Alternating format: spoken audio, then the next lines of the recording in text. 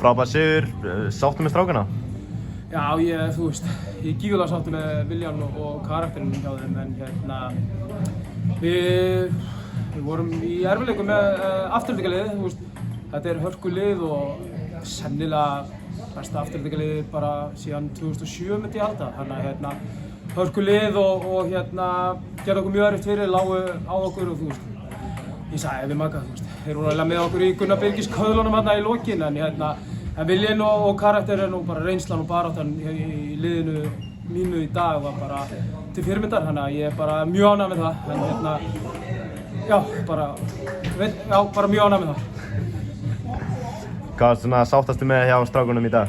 Ja, það var bara það, baráttuna og viljan, henda sér fyrir og gefa sér alla í þetta. Það sást þangað liðir að þeir ætlaði ekki að tapa hérna í dag og það bara var nóg í dag til þess að við myndum fara með 3 stig.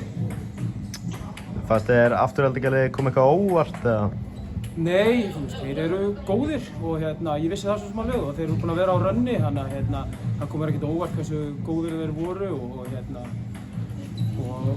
spila, bara hörkufótboltalið spiluðu sér færi og ég meina Arnar, hann bara kemur okkur til bjargar þarna tvisvar myndi ég segja, þannig að það kom ekkert mikið óvart í þeirra leik, nei. Fannst þér eitthvað lélegt hjá Háskólaleginu í dag?